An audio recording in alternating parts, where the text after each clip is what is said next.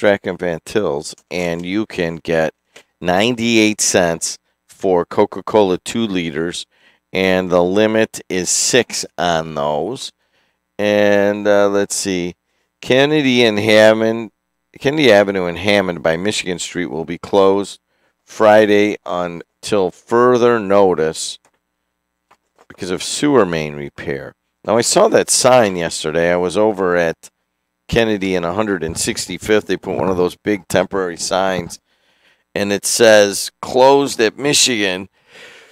So where is that exactly? Is that before Michigan or after Michigan? That is that the city? That must be the city if they're doing sewer repair. So anybody that goes typically from Hammond to East Chicago on Kennedy Avenue, will you be able to get off of Michigan Street there and to get onto Kennedy? I don't know. I'll have to drive over there today and see what it looks like. But it looks like that's going to be out for a little while, and you just get a lot of this stuff kicking up on the road work. I will say this, Ed, whoever did the job on 173rd in Hammond, they just finished it. They went from Columbia to Southeastern, and they ripped up that pavement and put a whole new road on there in about a week. And there was very little disruption to everything. Ryan, can you go out to my car and get my backpack? It's got my notebook in there, I think. And if it's not in there, whatever, just give me one of these notebooks, if you will. And the bridge over Indianapolis Boulevard, it's causing all sorts of traffic in Highland also. And so what you have is the bridge on the top of Indianapolis Boulevard. They're ripping out the middle of it, and you're down to one lane in both directions. And I drove that a couple of times yesterday, and you know what you notice is that some people are just complete jerks as they just go all the way down the left and cut in at the end. And if you're one of those, well, I hope that what happens to you today. I hope that you have bad breath. How's that? Just something kind of somewhat mild, huh? But that is also causing quite a few people to sit over on, go around it on Kennedy Avenue. And I noticed that yesterday at Kennedy and Main is very crowded and all through that corridor. So just know that you're not going to be able to whip through there. I left here from right around the studio. I was at a meeting, and I left and had to go out to Gamba Restaurant in Maryville yesterday for the electricians unions and ironworkers unions and all of the contractors. Oh, I left that sheet of paper at home. And I was going to tell you all the people that put out a bunch of money. Centaur Bank was big on it. And it was all for the American Heart Association, as they kind of had a follow-up to their main meeting. And this was all the contractors. I talked to a number of different contractors, and everybody, it's kind of weird. Everybody's wondering and trying to get work, and but it was in a construction thing, so you had all these union guys and all these union contractors there, and everybody was there for the same reason. That was to work toward getting money for the American Heart Association and getting research and stuff.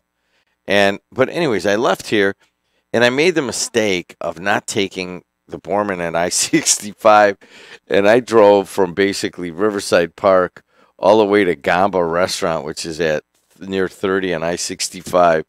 And I'll tell you what, man, that was a problem going down Indianapolis Boulevard at that hour, and then going down Main Street and all that stuff. And I'm like, man, this is what our summer's going to be like. Sometimes in the afternoon, we'll be sitting here, and people will be going south on Indianapolis Boulevard, and it'll be totally stopped right outside the windows here where I'm sitting in the studios.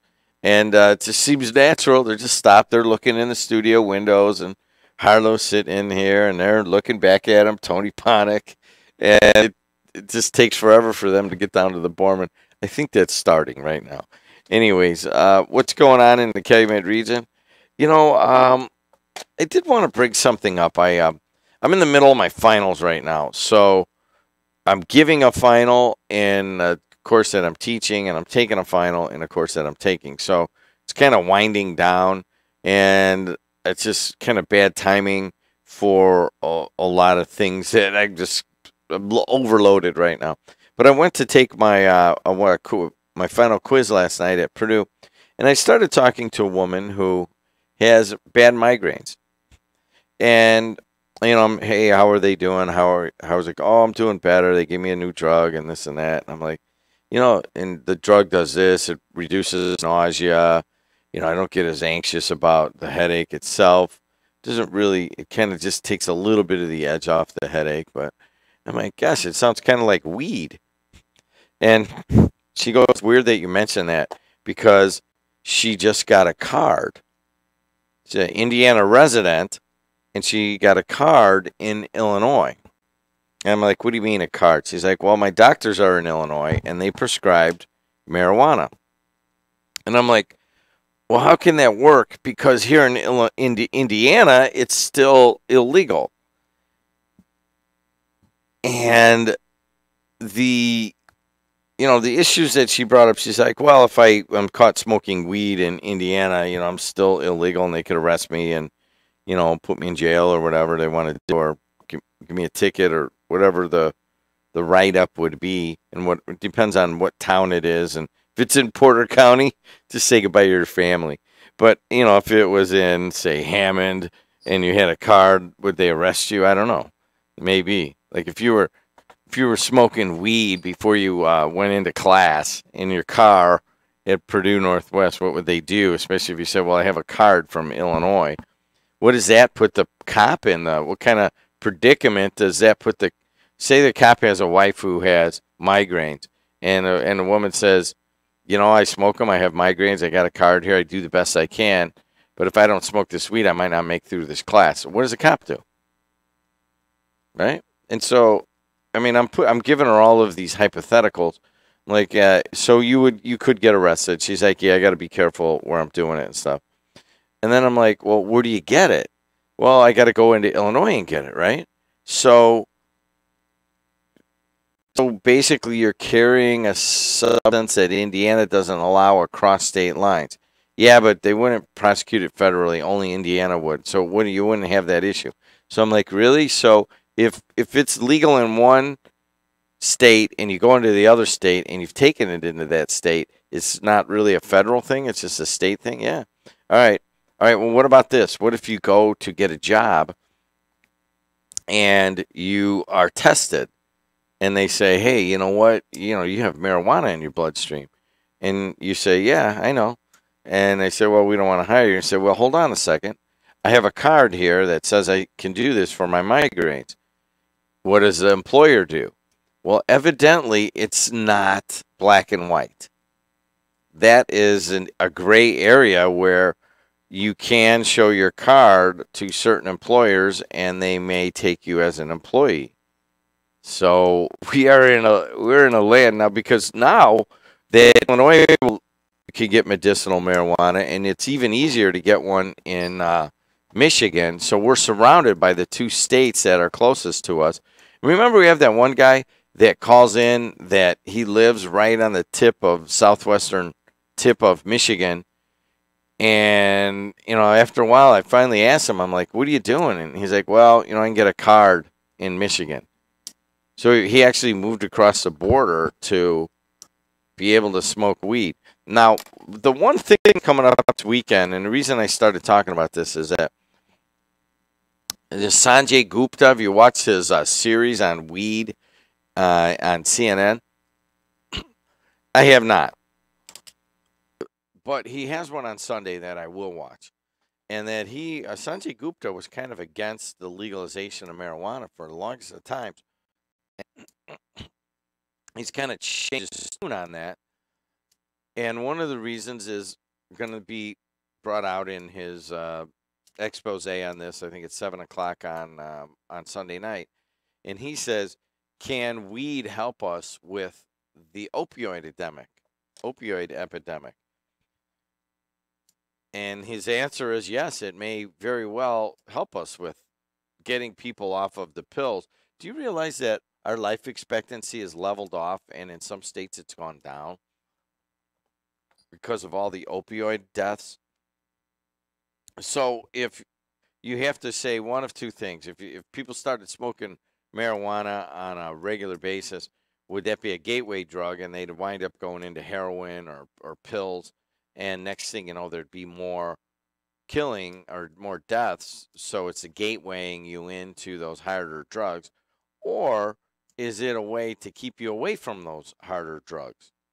And I've told you guys this story before, and I saw this firsthand. For whatever reason, when I lived in Berkeley, California, and I was on the boxing team, I didn't have a place to live, and I don't. One day I'll write that story, and there was I don't know 8 months or so where I didn't have a place to live, and it was just to go to school, and but eventually I got a place in this cooperative, and I lived there for a couple years, and no one wanted to room. There was a suite. You walk into the suite, and one room was this guy's big room. He had the best room in the whole place. And then you go down a little hall, and there was this own room. And I'm like, you know what? That means I get my own room. I don't have to share with anybody. I'm like, yeah, I'll take it. And then people are like, hey, that's Steve so and so's suite. And I'm like, I don't care. And they say, well, he's the drug dealer. And I'm like, really? I go, man, I don't know if I want that, but I'll tell you what, I don't want to have somebody in my room. If it's the only single room, I'll deal with it. And it turned out that the guy was a little bit afraid of me because I was from the Midwest, and he, was on a boxing team, so he didn't really bother me. But one of the things I noticed is that there was a kind of a weird progression to how all this went down, and that is that people would come to this guy and they would buy marijuana, and there'd be like young kids from suburbs of Los Angeles, right? And then he'd buy some marijuana, and then they'd come back a few times, and I'd just be coming and going. I didn't have anything to do with it, and I'm thinking they're just selling them marijuana. Whatever, I'm not going to worry about it. And then after a while, I noticed that there was a difference to the way the kids looked when they came in. They were my age or whatever, but they started looking a little rougher and a little bit more needy. And then it turns out what the guy was doing is that he would initially sell them marijuana, and then he would somehow work in the harder drugs to them. And then next thing you know, there's a couple of them that wound up living on. I mean, I didn't have a place to live, but I wasn't living on the street in begging or anything because I just wanted to get drugs. But these guys were, and it just dawned on me from the beginning. I'm like, man, if they just weren't exposed to that drug dealer, they may have just like smoked their weed the rest of their life and never had that trouble, or even who knows. I think one of the guys OD'd and died that I knew, and I'm like, man, they just got to not be exposed to that. So in the general sense, is that kind of the logic that Sanjay Gupta is using? And I've been reading his stuff and looking at his stuff, and I'm like, he's saying that the actual answer to the opioid crisis is widespread distribution and use of marijuana. And all I can think about is Steve selling these kids weed and then pushing them towards heroin and other things. And I'm like, man, it was. I got out of there after that. I'm like, fine. I had enough time in to bid for a single room elsewhere, and I got out of there, man. I don't want to be part of this.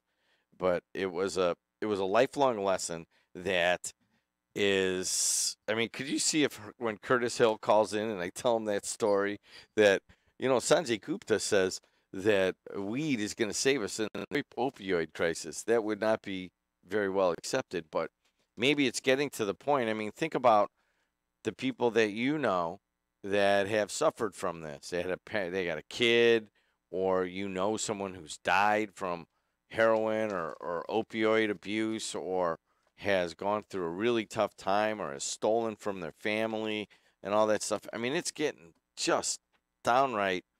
I mean, there's women listening right now that have lost a son, and I actually think I'm thinking of two, and what can be done right now is just like everybody's just kind of thrown their hands up in the air.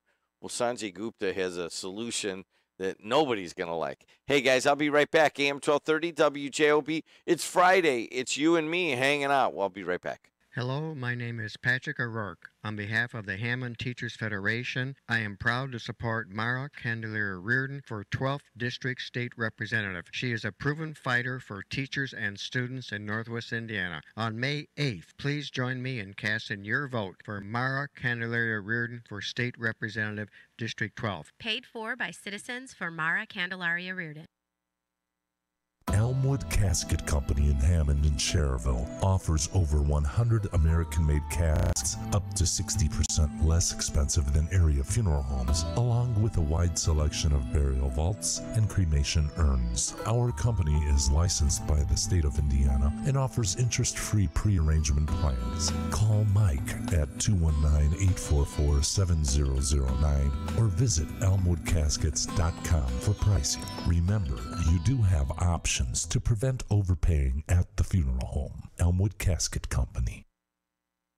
John Salzader, candidate for North Township Advisory Board. I am fully qualified, experienced, and will bring a new face and new vision to your township government. Elect John Salzader, SALZEIDER, on May 8th, Democrat. Approved and paid for by the committee to elect John Salzider. JED's Garden Family Restaurant, located at the corner of Klein Ridge, is Griffith's locally owned family restaurant with a down-home feel and made-from-scratch favorites you will love. Open daily from 5 a.m. to midnight, JED's has you covered with breakfast omelets, salads, stir-fry, seafood, and steak sandwiches. In addition to our award-winning lemon rice soup, 4 additional soups are served daily. Along with our recently expanded spirits menu, Mondays are half-price margaritas, and Wednesdays are $1 off domestics. Mention WJOB for 20% off your order. We'll see you at JED's at the corner of Klein and Ridge. Everything Italian. That's what you get at Giuseppe's Restaurant in Cherville. Hi, this is Joe from Giuseppe's Everything Italian. Here today to let our friends and listeners to WJOB know about the few things that we have added. We offer catering now, catering for your party, family event, or even for businesses. Just give us a call at Giuseppe's at 322-0011 and ask for Joe. Thank you. Giuseppe's Everything Italian is located at 1000 Eagle Ridge Drive in Cherville, just north of the Showplace Theaters. 219-322-0011 or visit giuseppespizza.net. Hey, what's going on, everybody? 612 in the Calumet region. You know, I'm 56 years old, and I am going to school with some 22-year-olds, and some of them are in their 30s. But I am by far the senior member of the entire MBA class at Purdue Northwest and at Purdue Lafayette by about 10 years, I think. And it's kind of a weird dynamic. I go in there and I take the tests, and in the beginning, all of these, young people were kind of a little bit wary, like, what's this old guy doing in here? And after a while, all of that goes away, and they're just like, I'm getting texts last night. What'd you think of the test? What'd you think of the quiz? And then after the quiz, I'm running into people. Hey, man, what'd you think about that last one? Did you get, was margin 20% or was margin 25%? Or what was the markup? And all these little different things. And I can't tell you how much, how excited I am right now. People ask me. I went over to the contractors and the union guys, and I talked to a couple guys, and I had to leave last night. It was at Gamba, and they had a really nice dinner planned and everything. And I talked to Ryan Riethel over at the electricians and Ronnie Ware at the ironworkers. I talked to guys from Berglund Construction and Gray Core and all these other places. And finally, I'm getting ready to go. And Dykstra, what's his first name? The golfer dude. He's like, where you going? I go, man, I got to get out of here. I got a quiz. He goes, quiz? What the heck you going to school for at your age? And then I'm like, well, I always wanted it. And he's like, really? Why are you going to school? I don't get it.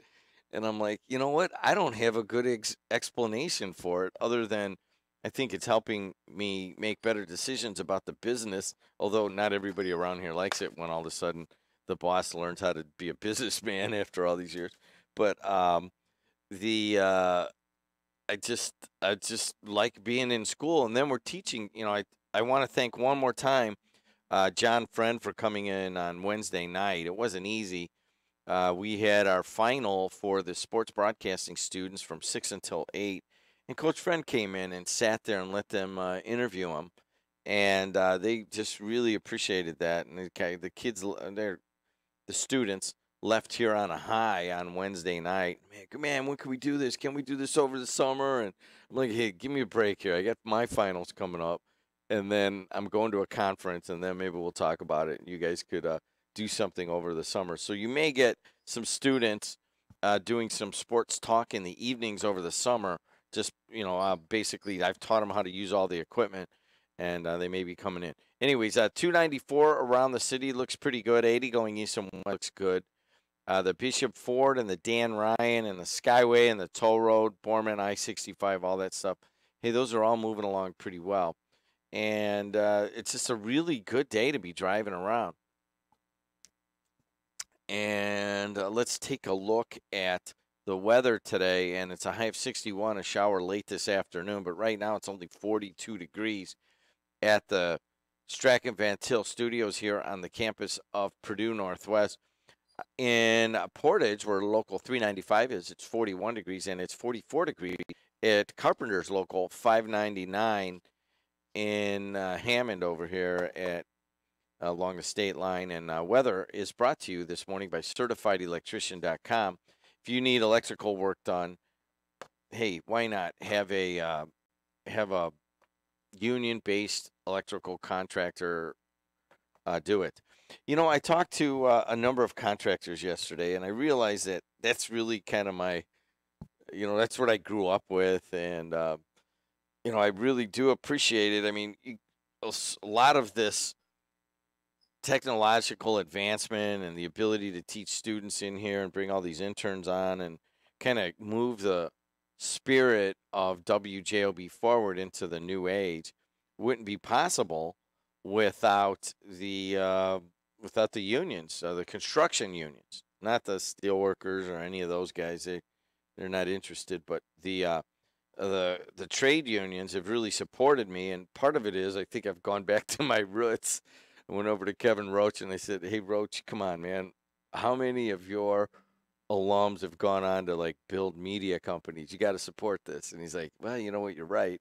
And they get pretty good advertising and promotion out of it. But I also realized that there's not a lot of people around that remember a company called Deedlow Inc.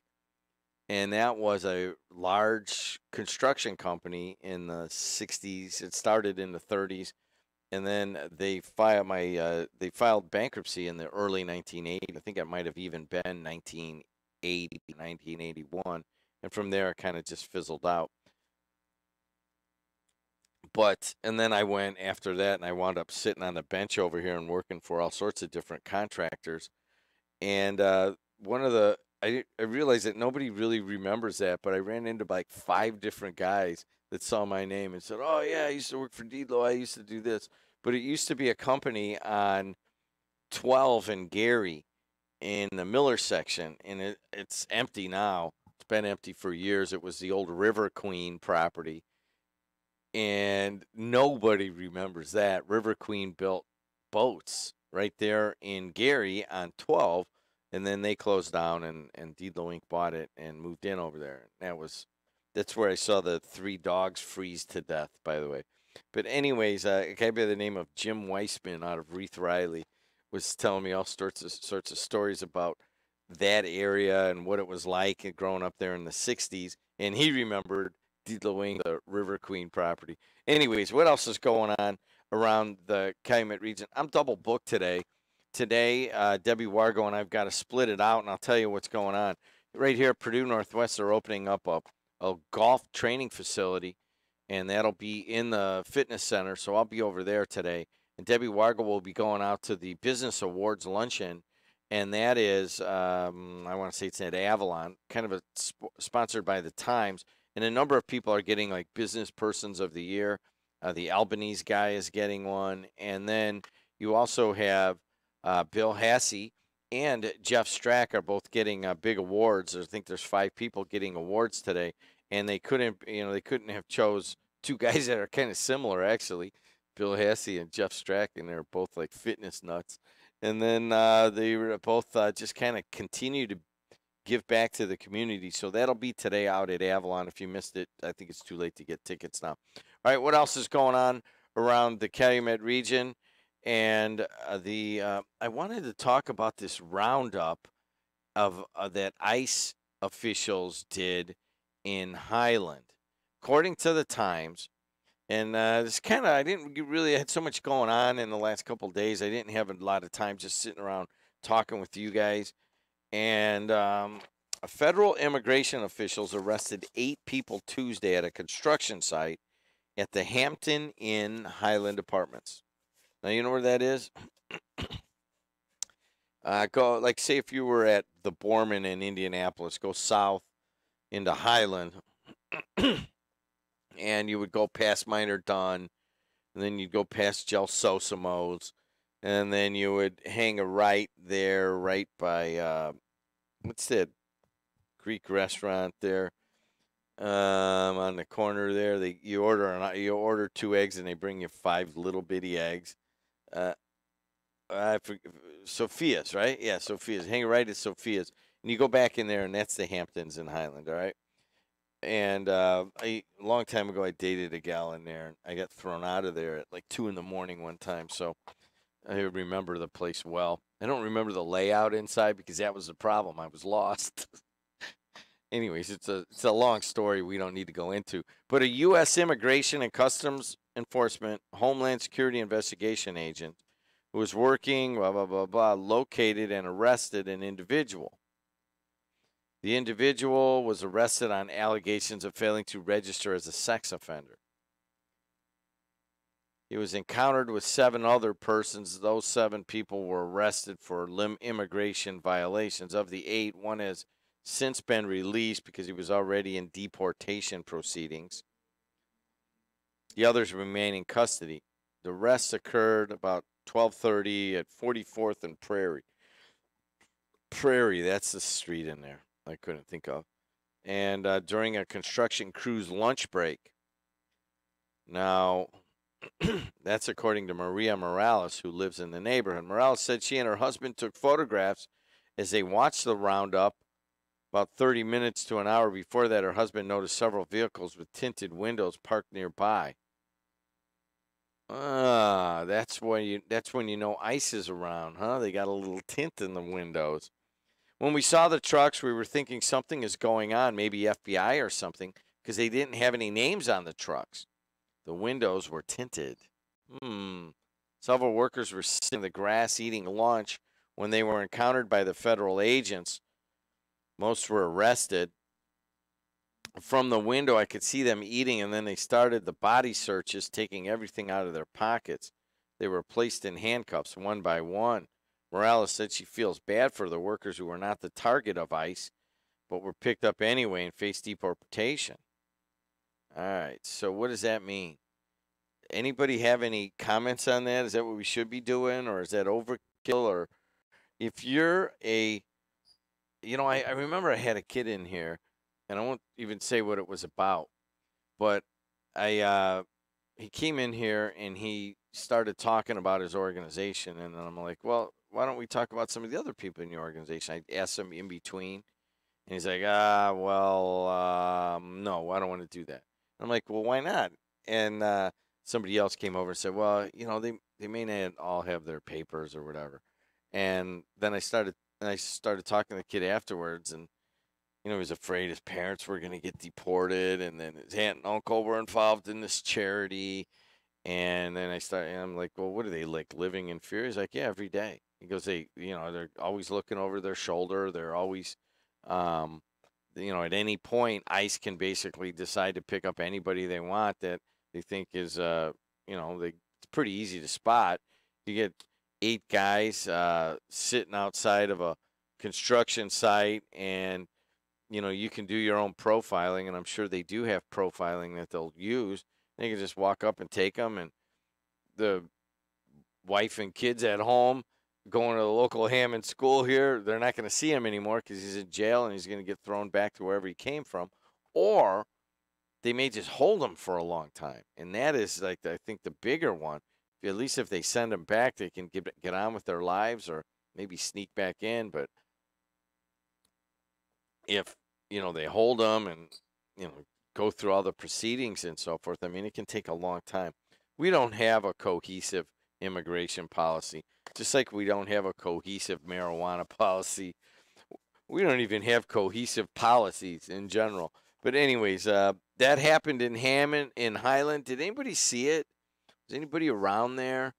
219-845-1100. I'd love to know a little more details about how this went down. All right, let's see how Jackie's doing this morning. How are you, Jackie? Hi, good morning, Jim.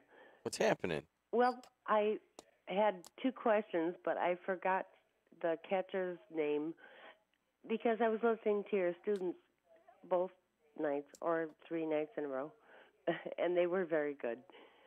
But yes, thank you for calling them. They get so excited when people call them. You stumped both groups, though. I know, but I can't remember the catcher's name. Who was the catcher for the White Sox in the 80s? It was Carlton Fisk, right? I believe so. Yeah, and then I think you asked who played left field in the early 80s. I did. You were listening? Yeah, and they didn't know the answer to that. Were you thinking about Ron Kittle? Ivan Calderon. Oh, yeah, Calderon. Yeah, but Kittle played, I think, in the early 80s. Oh, okay. Yeah. So you stumped them. Jackie called in and asked them what was Tiger Woods' real first name, and nobody knew that. I was surprised. Yes. Oh, so you know it. Yeah, I know it. I mean, I'm older, though. Eldrick Woods Jr. Well. See, I knew you would know. When he goes to the Masters, they won't call him Tiger Woods on the first tee. Do you know that? Yes. Yeah, they call him Eldrick Woods. Okay. Yeah. You're so good. Hey, did you watch any hockey last night? No, I didn't. No basketball? No, I didn't. I'm sorry. You watched some baseball, though, right? Oh, yes. I know you did. All right. Well, Jackie, what are you going to do today? I'm going to go ahead and clean some more. I always clean house. Are you Polish? No, I'm German-Irish. All right. And so why are you always cleaning your house? What was it? Something that you feel a need to clean, or what? Yes, it's like obsessive-compulsive disorder. So if I was at your house and I was eating an apple and I dropped the apple on the ground and I picked it up, would I still be able to? I would definitely wipe. Would I be able to eat it because the floor had just been cleaned? Yeah. Okay. Good. I did that. I used to do that at my Aunt Mary's house when she lived over here in East Chicago. I'd get off the train and I'd go in there and she'd give me something to eat and I'd drop it on the floor just for the heck of it. And then I'd pick it up and eat it because I know she had just done the floor. Okay. Okay, Jackie, good hearing from you. Talk to you. Right, and I grew up right around that area also, so you know. In Roxana? Right out of Roxana, right there off Michigan. Oh, really? And I used to work, like I told you, at Waltz. So. You worked at Waltz? Oh yes. Waltz. Waltz Tavern. Waltz Tavern. It's been gone a while, right? No, they're still there. It's still there? Oh, yeah. God, I haven't been in Waltz in a long time. I'll tell you what, I'm going to the Bishop Knoll big event tonight. Maybe on the way home I'll stop at Waltz just for the heck of it. Oh, and tell them Jackie sent you. All right, man. Thanks a lot, Jackie. Talk to you. Good. 629 in the Calumet region. It's a Friday, and we can just hang out, but one of the things that came up during the talking to some of the contractors and the construction guys I saw last night was, like, say, back in the 80s and the late 70s, where the places to go get lunch were. And that was back when you would get lunch and you would get a beer, and then you might go back, just one beer with your lunch, and you would drink it and go. And it's really kind of a degrading thing to think about, but many of these places had fashion shows at lunchtime. They don't really do that now. And you know what? I don't need to go there. The wife may be listening today. I want to talk about the Shared Ethics Advisory Commission pledge. And Cal Bellamy sent this over to me.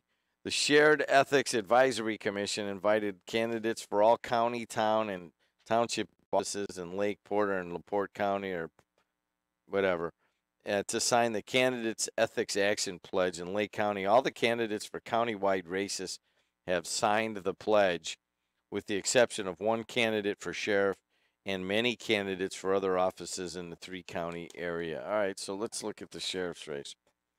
All right, so Mike Brown signed it. Let's see, Rich Ligon signed it. All right, and then see, Betty Dominguez signed it, and Oscar Martinez signed it. Maria Trajkovic signed it. Dave Dowling signed it. So the 5 major candidates right now have signed it, and that was maybe 6 major candidates, and that is Mike Brown, the clerk, and Rich Ligon. And then you've got Betty Dominguez and Oscar Martinez and Trajkovic. And then you have Dave Dowling. And remember, with the sheriff's races, 3 Mexicans, 3 blacks, and a white guy walk into a bar. What is it? It's the sheriff's race. But so who didn't sign this? Ryan, can you look up? I don't know. It must have been a candidate I don't know much about. I was curious to see if all of these guys signed it. So, all right, now the commission president is Dan Klein. He said, "We are pleased that almost 170 candidates in our 3-county area have formally committed to ethics training for public employees. In every local election since 2014, the commission has invited candidates to sign the pledge and then to follow through on that commitment. This year, we also asked the Democrat and Republican chairs for our 3 counties to encourage their candidates to sign." Commission President Klein added, "We will be back in the fall asking all nominated candidates to either confirm their primary pledge or to take the pledge." 24 communities have are in this in Lake, LaPorte, and Porter counties. There's Crown Point, East Chicago, Gary, Hobart, Lake Station, Portage, Valpo, and Whiting. The towns that are in are Burns Harbor, Cedar Lake, Chesterton, Dyer, Hebron, Highland, Lowell, Maryville, Munster, Ogden, Dune, St. John, Cherville, and Westville. So the cities of East Chicago, Gary, Crown Point, Hobart, Lake Station, Portage, Valpo, and Whiting. It looks like the only city that hasn't signed it is the Hammond. Okay.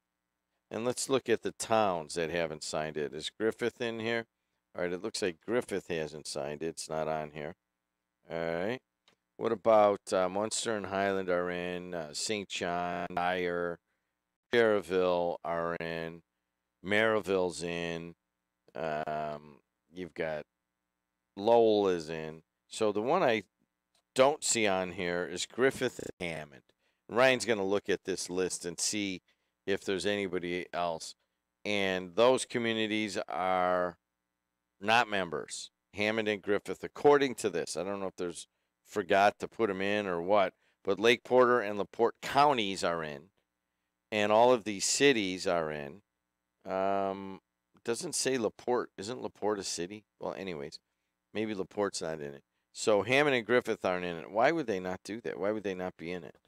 So for county clerk, well, this is actually kind of cool. It actually gives me who's running for these things. All right, who's running against Bernie Carter? Is anybody? Hey, Bueller. Has anybody ever run against Bernie Carter? No, he's on his own. It looks like he's on his own. County clerk, Lorenzo Arredondo and Andrew Silvestrowitz are running against each other on the Democratic side. Let's see, for treasurer, Peggy Holinga-Katona and Greta Hurd are on this pledge piece here.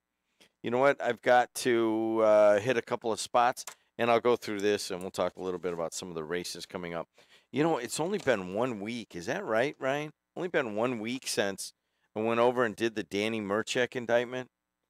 Was that last Friday? Gosh, man, so much stuff going on. All right, I'll be right back. Corellis Roofing offers careers, not just jobs. So if you're looking for a career, this could be a good place for you.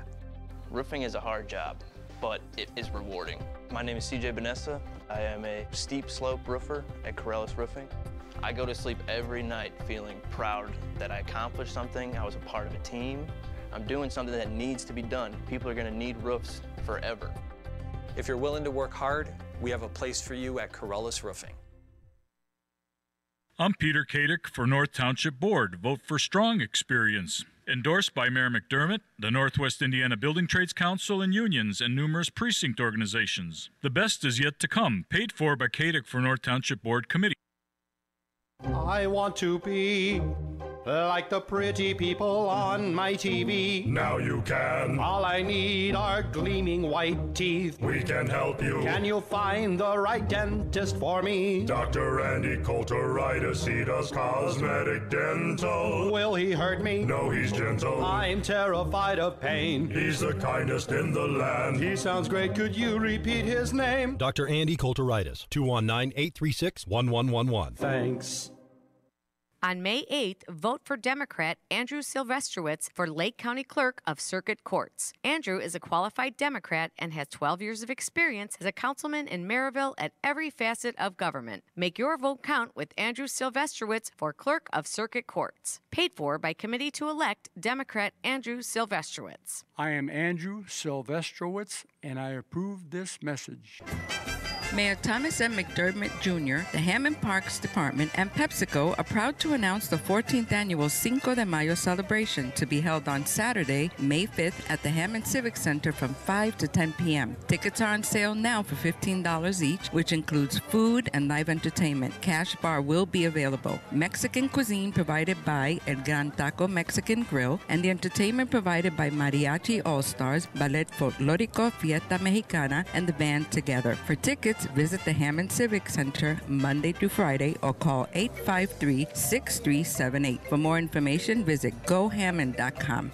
Hey, welcome to Friday. I'm Jim Dietlow, host of JED in the Region. Beautiful sunrise. You know, I always like these sunrises that have clouds low, so the sun has to kind of peek through them, and you get little different looks. Right now, the sun is kind of behind a cloud, and then it wreaks havoc on Christina Cortez, who finally made it in here, and she's not usually late. She's been with me since like 15, and so I won't make any references to her being late this morning, but she's here now, and it wreaks havoc on them to put the lights in here because the lights have to change, the Lost Marsh lighting system. They got to change them all around because the sun goes behind a cloud and then it comes back out. But for pure beauty, man, look out to the east right now, and it should be a decent morning. As you're looking at maybe a shower late this afternoon, but some sunshine in between. It's 42 degrees here in the Calumet region. And quite frankly, that first hour, I'm just now waking up, to be honest with you.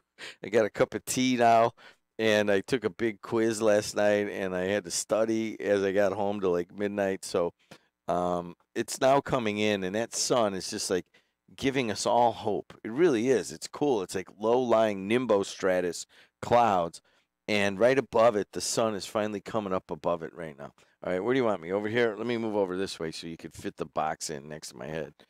And high of 61, shower late this afternoon, and mostly sunny and breezy. High of 48 tomorrow. Man, it's going to be cold tomorrow, but sunny. And then Sunday, a high of 57, plenty of sunshine. Then by Monday, a high of 71, sunny, pleasant, and warmer. And then by Tuesday, I'm not kidding, clouds and sun, breezy, and a high of 77. You knew we were going to go from winter to summer in just a very short period of time. All right, there it is. Weather brought to you by our good friends at Laborers Local 41, of which I'm very much a proud alum of that fine union, the finest of all unions in Northwest Indiana. Let's talk about the Chicago the traffic. 294 around the city looks good if you want to go to O'Hare. 80 going east and west. That's moving along pretty well also. Now your problems are a little bit of congestion as you get to the merge from the Bishop Ford to the Dan Ryan, but not too bad. And then the Skyway Toll Road, Barman, I-65 are all moving along pretty well. And traffic brought to you by Napleton River Oaks Honda, proudly serving Northwest Indiana with superior customer service. You know what? Let's just see how Dave's doing today. Dave, what a beautiful sunrise. You know what I mean? Sure the heck is. I get up, I look out my window, and there it is. It starts kind of pink.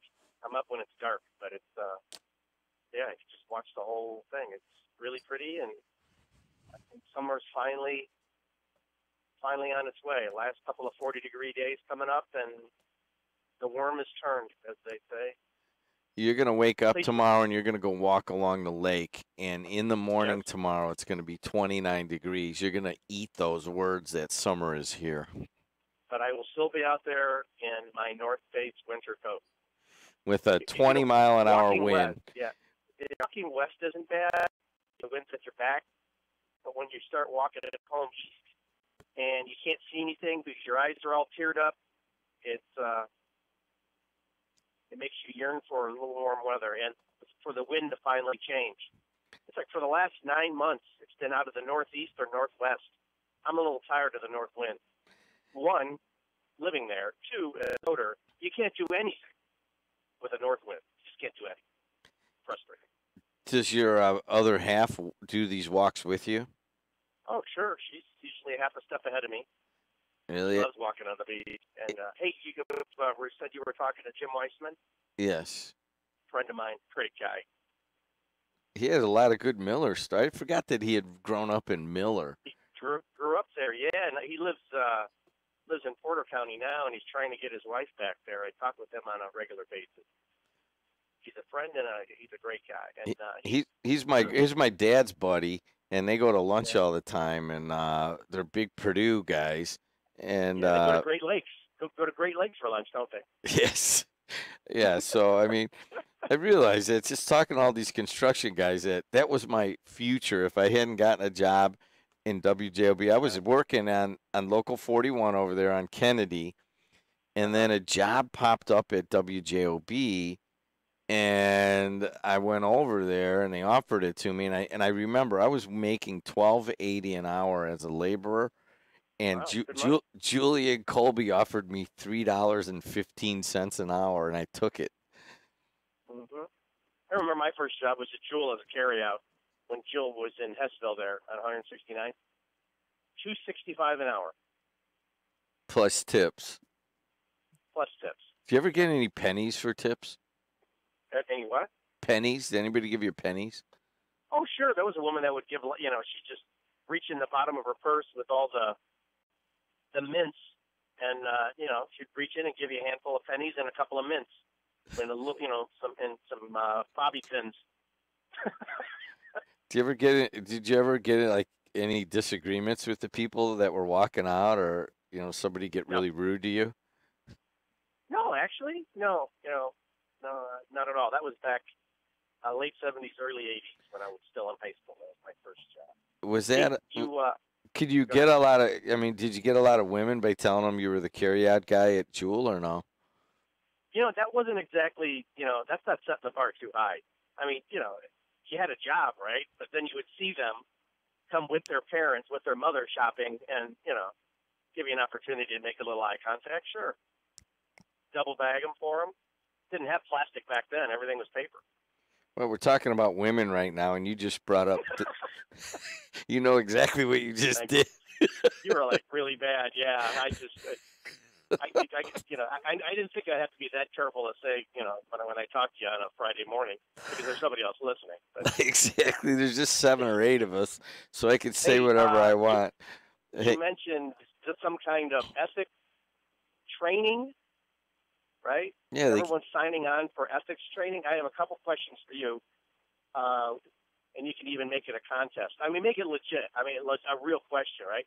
What kind of ethics training, or what kind of do you think that someone could possibly teach somebody that's not already a law on the books? You see what I mean? What could you teach someone that's not already law, and they should follow it anyway? Well, I understand that. Follows the rules. I understand that, but there's a problem here with our local government. Okay, and one of the things is we do have a tradition of using government for your own gain. It's been going on for 100 years, more than that, and it's just people that know how it's done around here, and we're trying to ferret that out. But part of the problem is that you've got like people stealing gas out of the county, and then you have federal prosecutors, and there's really nothing in between. I mean, our own prosecutor, Bernie Carter, who's running unopposed, he doesn't do anything about local corruption. and then you really don't have the state police doing anything about it. So it's either a federal crime or it's nothing. You know what I mean? And any attempts to, I mean, I used to tell Cal, and I've seen him. I'm like, Cal, what are you doing, man? This organization doesn't have any teeth. You don't call anybody out. Well, that's your job to call them out. Okay, Cal, why don't you go educate everybody about ethics? And then when you see people not doing ethics, your people are just quiet, okay? And then it's like, just my job. There's nobody else. It's just me and the feds. That's it. Me and Chris White and the feds. And so maybe they're getting a little bit more proactive. They're getting people to sign this. They're giving training. If they were to sign on to, like, hey, questionable ethics things that people are doing and bringing them up, I think that they could get much more support if they had like a, hey, is this ethical or not? And then they bring up 3 or 4 things that people are doing, that we could also keep it from going all the way to a federal investigation. Because federal investigations are so expensive, and they're just almost unnecessary at times. If we could just nip this stuff in the bud before it gets there. Jen, we have to create another committee to do something that should already have to be done. I mean, I just look at this as it's just some more window dressing during an election cycle, you know? And maybe you could have a little game. The top 5, your top 5, Jed's top 5 question that would be on this survey/training, right? Mine would be the very top one: follow the existing rules that's already on the books. That would be number 1. No, that's not a question. Well, why create more? Phrase it as a question. Do you follow the existing rules? Everyone's going to say yes. Well, that's good luck getting a yes or no answer out of a person running for office today. I mean, I still do it, and I have a lot of friends that are in office, and sometimes I ask them questions. And I'm like, I'm just looking for a yes or no, and of course you get you get the question, the response. Oh, well, it's more complicated than a yes or no. No, it's not. Most questions could be answered with a yes or no. Okay, all right. Let's ask a couple. I got a couple for you. All right. Let's say we give it to people, and we don't ask them to answer the questions. We just give them the questions to kind of open up their eyes, okay? All right, do you follow the existing rules? All right, and then... that would be an eye roll. Okay, have you ever taken a paper bag full of money from someone? All right? I cannot confirm nor deny that. Okay, I'm not asking for answers. Have you ever taken a paper bag full of money from anyone? All right. Fair enough.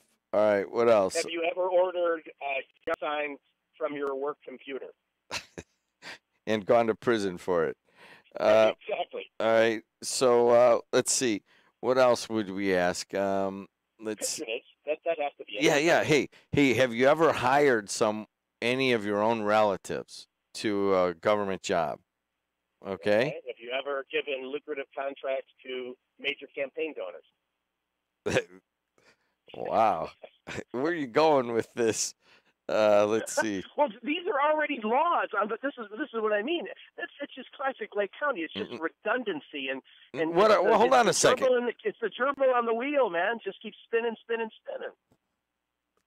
Hey, listen. Is it really? It is not illegal to give.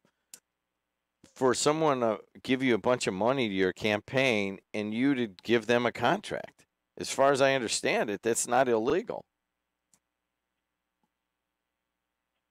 It's not illegal as long as you put it on your finance report. Exactly. You just write it down on your campaign finance report. I mean, look at all of the people that are on campaign finance reports. They're usually the people that do business with that city and town, right? My name was on a campaign finance report once. Yeah, but it doesn't. Ago. Yeah, I mean, I've been accused of being on that person's payroll, which I don't consider. You see, where's the fine line here? Reimbursement check one time in 6 years. Finally got some gas money back, right? All right, hold on a second though. Where's the fine line here? Because all right, you're going to run for office, right? And you need money to beat the other guy or the other gal. This is true. And so you need that money, and you got to go get money from people in the community, and then people that, you that are doing business with your department or your city or your town or your county, and you say, hey, would you like to donate to my campaign? And they say, yeah, sure, I'll give you $10,000 to your campaign.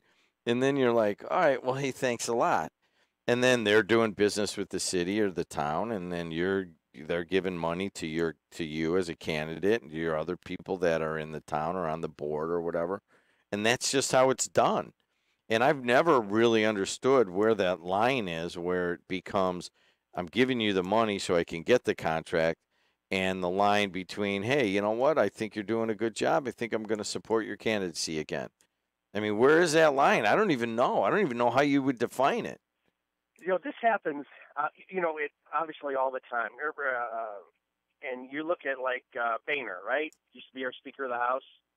He was literally passing out checks from the tobacco industry on the floor. This is when he was a congressman before he became Speaker. He was passing out checks from the tobacco industry on the floor minutes before the vote on a tobacco law. Why wouldn't he stand up? Why do you got to get on the floor? No, he was walking around. They have him on camera walking around. Yeah, but I mean, still, checks. if you got checks, you could just stand up. You don't have to be down on the floor. All right, I got to go. I got to leave. All right, I don't know why I just said that, but I will tell you that I'll be right back. John Salzader, candidate for North Township Advisory Board. I am fully qualified, experienced, and will bring a new face and new vision to your township government. Elect John Salzader, SALZEIDER, on May 8th, Democrat. Approved and paid for by the committee to elect John Salzider.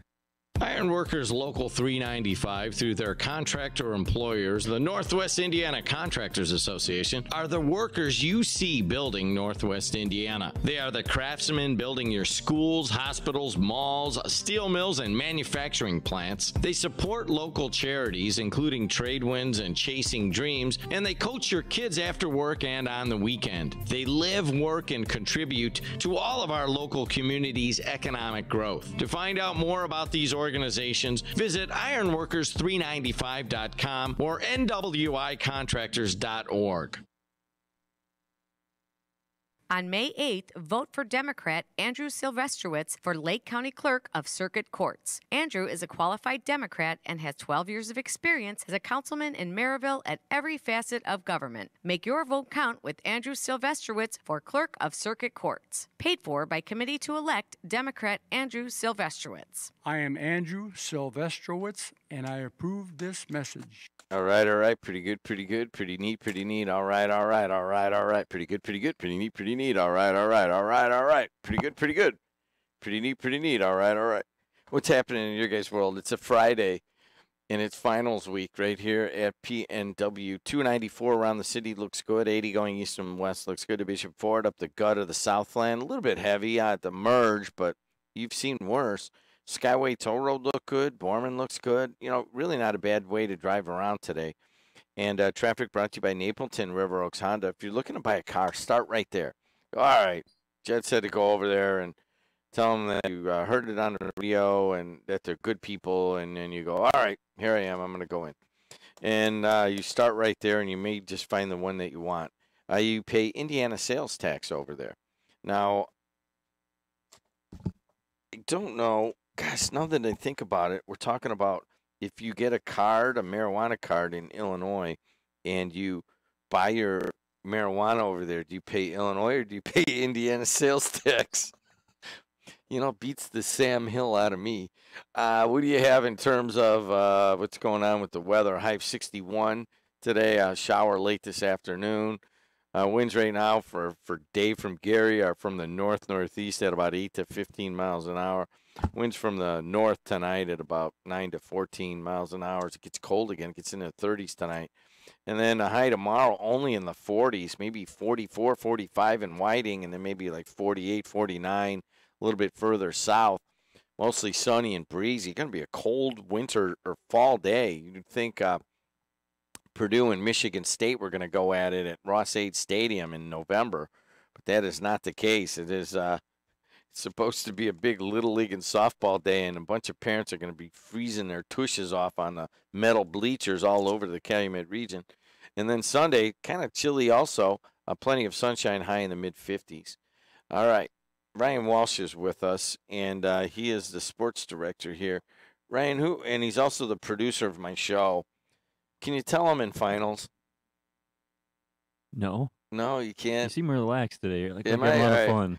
Well, I mean, I've gone to maybe 10 events, and I'm double booked for lunch I mean, today. your hair's a little bit wacky today. But Yeah, and then I took my quiz yesterday, and there was an hour, kind of, I guess, I got a take-home final this weekend that I have 36 hours to do. It posts at noon today, and then, we're going to the big event tonight, so my life is not my own, but it should all be done by Monday. you sound like you needed to hear a joke to lighten up a little bit. All right, you want to hear one first? Sure. Hey, 3 Mexicans, 3 blacks, and a white guy walk into a bar. What is it? It's a. It's the sheriff's race. I was going to say it was a debate for a Lake County sheriff's race. All right, go ahead. What else going on? Well, I'll tell you my joke. Sure. You need to laugh a little bit. The other day, I went out on a date, and we went to a restaurant called Karma, and they didn't give us any menu, but they brought the meal, and we got what we deserved. I hope you heard that on Jimmy Kimmel, and you didn't make that up. A friend of the station told me that one. Oh, really? You want to hear a joke? Another one? All right, you guys listening? Here Knock, we go. knock. No, I can't do it. Hey, when I was young, my mom hit me over the head with a record player, but it didn't affect me. Affect me. Yeah, what's going on in the sports world? Well, sports is brought to you by Johnny's Tap, our good friends over there at 8050 Calumet Avenue in Munster, the home of Mr. and Mrs. Fun. Mrs. Fun and Miss Fun came by the studio yesterday on the afternoon fix. High school baseball was what we'll start with today. Bichonol 5-1 over Munster. Isaac Rosa hits a home run in the win for the Warriors. And Drain 11-1 over Valparaiso in 6 innings. Mike Doolin struck out 12 Vikings. Man, and Drain is just unstoppable right now. They beat a very good Valpo team 11-1. That was supposed to be the one team that could beat them. I mean, look at what's happened with Andrain's product and South Central product, Sean Manaya. Was he South Central or was he Andrain? He was 3 years at South Central and he transferred to Andrain senior year. Did he pitch a lot of games for them? Andrain? Yeah. No, there's an eligibility issue of the transfer. But he did pitch a couple, I think. Yeah. All right. 2010 state champion, but he did not pitch in that state final championship game that Brian Jennings and I broadcasted. You did that game in 2010? Yeah, they won. I think it was 6-1 that they won that game. Pretty soon you're going to be an old timer, Ryan. I'm an old timer. I'm 31. Go ahead. Well, I was going to say, Mike Doolin is, being talked about nationally. I mean, it's how good Manaya was, and he wasn't really talked about nationally. Just to think how good Mike Doolin could be at the next level. He's going to Vanderbilt next year, and then probably a one and doneer, unless he gets drafted at a team he'd like to play for. I've never seen him pitch. What's he look good? What, righty or lefty? I haven't seen him since he was a sophomore. Was he a righty or lefty then? He probably hasn't changed it. Hasn't changed. Well, I thought you were going to ask about. I was thinking you were going to talk about his command and things like that. No, somebody told me that he reminded him a little bit of Luke DeBolt. I don't know if you remember him, Luke DeBolt. He was one of the better baseball players I had seen come out of the region, and he went to, I think, Miami, in the late 90s or early 2000s. He went to Miami's, and he died. It's very tragic, and he was a good kid, man. Passed away of cancer, right? Yes, I can't remember what it was, but I knew the kid. He played against my nephew, Steve Holzback, and I coached. And Steve's your nephew? I mean, my nephew, my stepson. I'm going to pick up my nephew Jack for breakfast here at 7:50.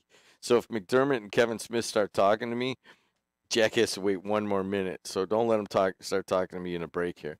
But I'm sorry, stepson. And Luke was just a great kid, but man, he just was. He could do. He could hit it. He could pitch. He could do everything.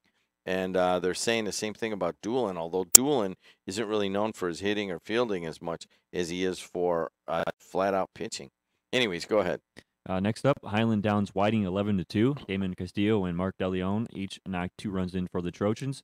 Hammond High edges Hammond Academy 8-7. Rigo Andrade brought 3 runs in for the Wildcats. Crown Point outduels Michigan City in 8 innings, 12-7. Alex Rich had 3 RBIs for the Bulldogs. Hobart triumphs 6-1 over Boone Grove. Michael Hunter drives 2 in for the Brickies. Lowell rolls by Hammond Clark 12-2 in 5 innings. John Alessia leads the Lowell attack with 3 RBIs. And Griffith blows out Kankakee Valley 16-2. Johnny Maynard swats 4 runs in for the Panthers. High school softball, Hobart beats Griffith 7-5. Salem Smith has 3 RBIs in the win for the Brickies. Highland rallies by Lowell to win 4-3. Carly Ramirez leads Highland with 2 RBIs. Munster only needs 5 innings to take out Ileana Christian, winning 14-0. Haley Sullivan and Rebecca Radke each hit home runs for Munster in the win. River Forest downs Hammond Clark 12-7. Sam Bowen drove 4 runs in for the Ingots. High school girls tennis, Whiting sweeps Calumet 5-love. Haley Thomas won her match 6-1, 6-2 for the Oilers. And Lake Central takes down Maryville 5-love. Claire Gronick and Colette O'Boy won their doubles match 6-1, 6-love. Major League Baseball, the Chicago Cubs get a solo shot from Kyle Schwarber and a strong performance mound from Kyle Hendricks to beat the Milwaukee Brewers 1-0. Can we talk about that? That was a scary ending to the game. It was a scary ending to the game, but did you guys see Schwarber's homer? How strong is he, by the way? Literally, here's what it was. I don't know. I think it was a righty pitching, and the ball kind of dipped down toward his ankles, inside pitch, and he just kind of chopped it. Kind of like an Al Kaline home run, if anybody remembers that.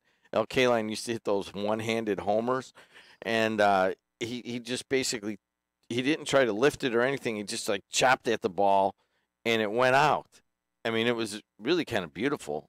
Rusty Staub used to hit homers like that also, and it just kind of shows that Schwarber's really coming into his own as a much more disciplined hitter, and I think he's going to be dangerous this year. They've all really kind of kicked it up in an extra gear the last week or so. They had that slump where they were winning one game, losing one game, and going high and dry.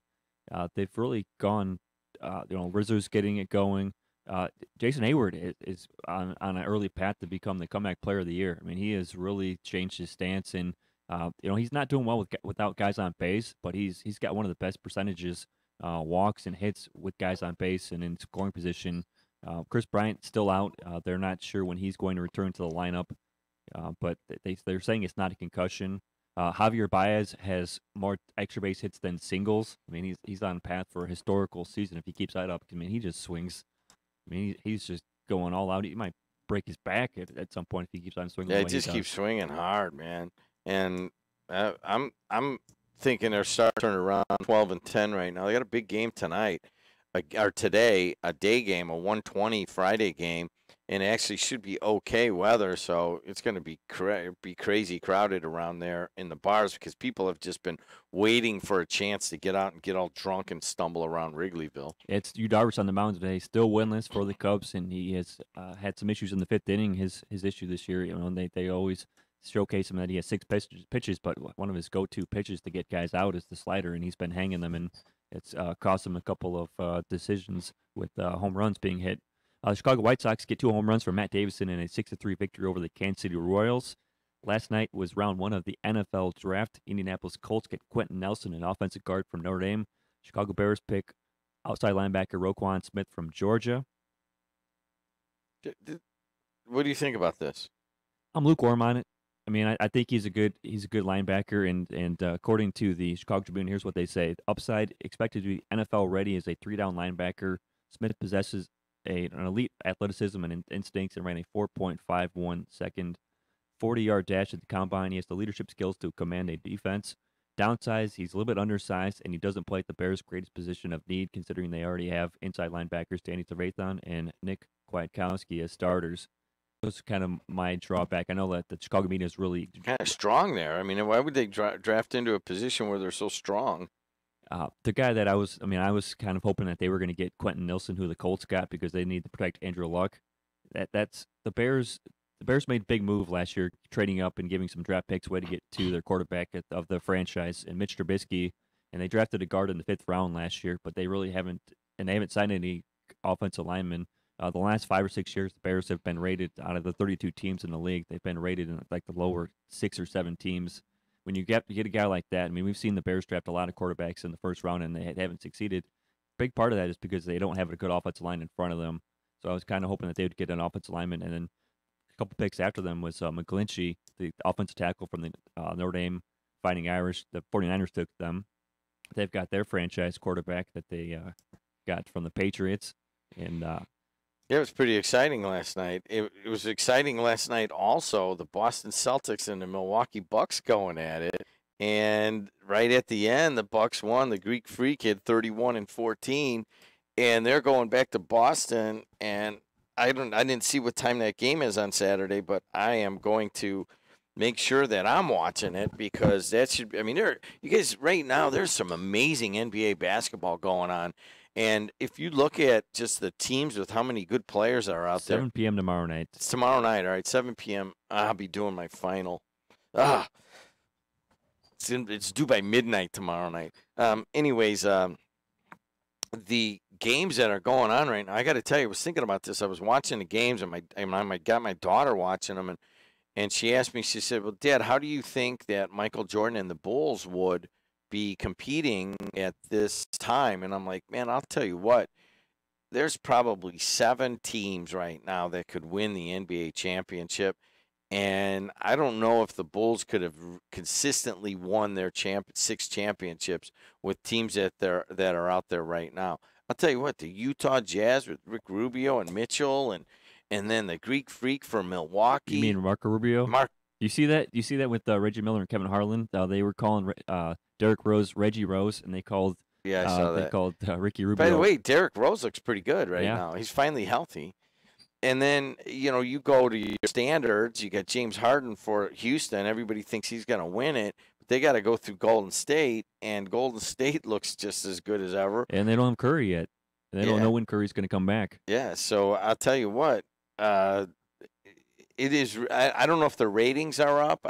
And then They got to be. They got to be up. And then, quite frankly, the shows in between the games with Shaq and Kenny Smith and Barkley. I mean, it's really good banter, and they really know how to analyze the games. It's a very quality watch every night, except they have too many commercials. Too many commercials? Well, they got to take care of their sponsors. Yeah, all right. Anything else in sports? NBA. This is you're not going to like this, but the league confirms referees blew the goaltending call on Victor Oladipo's shot that was blocked by LeBron James. Tonight is Game 6. The Pacers are down 3-2 to the Cleveland Cavaliers. And last but not least, for you and all of the Boilermaker fans, good news. Purdue has extended the football contract to Coach Jeff Brom to 2024. And here's a quote from the small presser that Purdue had yesterday from Coach Brom. My family and I love West Lafayette, and we look forward to being part of the Purdue family and this community for years to come. It doesn't mean anything. Really doesn't mean anything. I'm sure he could take another job for double the money somewhere else, and he might if he does well this year, and he's gotten some good junior college transfers.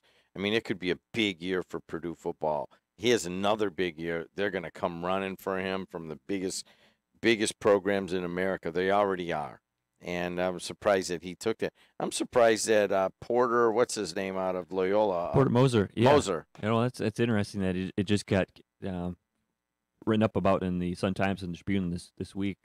John Picotti, I knew about that. They had that deal signed before they even played Michigan on that Saturday night of the Final Four. But they're a private university, so only people that have inside access to that know.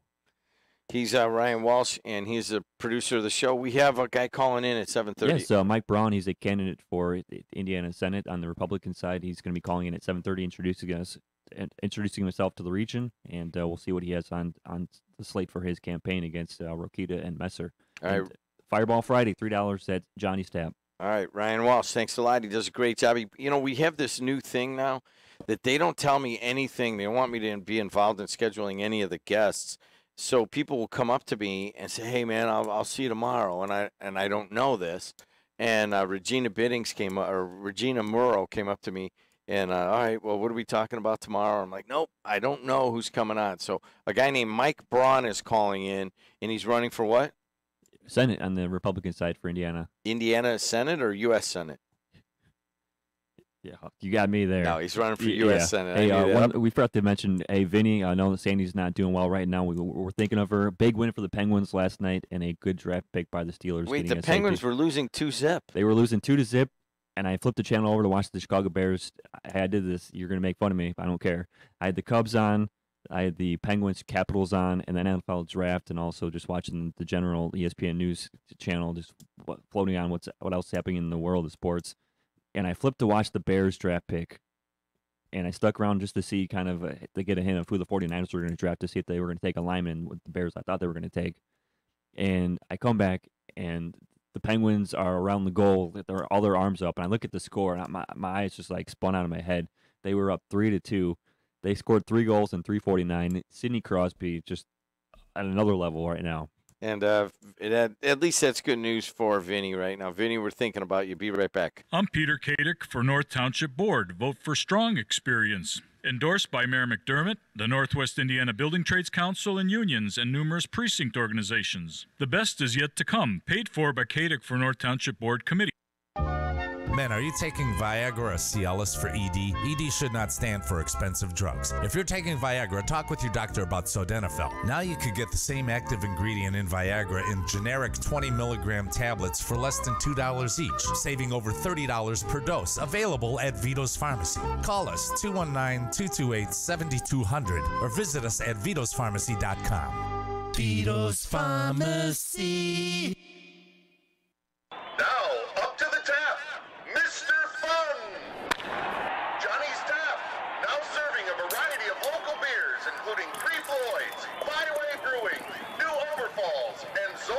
That's it.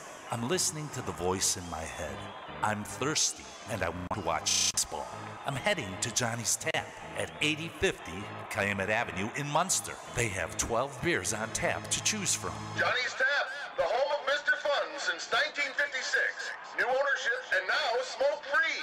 Join us for Mix It Monday, Taco and Tequila Tuesday, Whiskey Wednesday, Thirsty Thursday, and Fireball Friday. Johnny's Tap.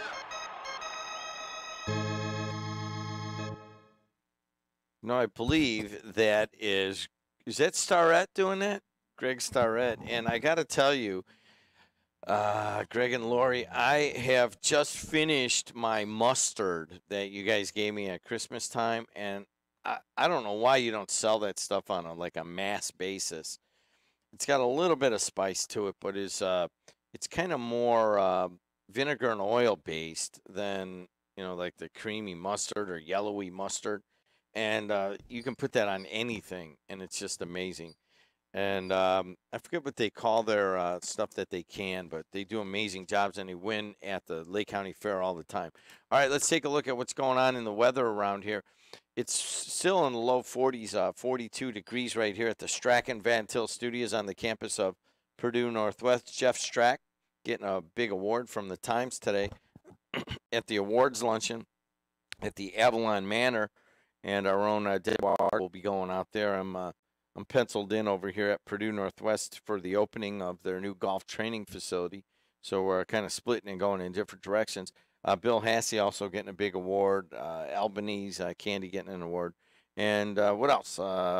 Anyways, a high of 61 today. A shower late this afternoon, though. So beautiful this morning, and then it gets kind of a little bit yucky later.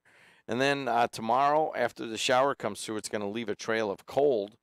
And we're going to talk with Art about some stuff that's going on tomorrow. It'll actually be a good day to get some work done and volunteer, and we're going to talk about that in just a second. And then on Sunday, a high of 57 with plenty of sunshine around the Calumet region. So other than this afternoon, a lot of sunshine, which is good. And then it gets real warm on Monday and Tuesday of next week.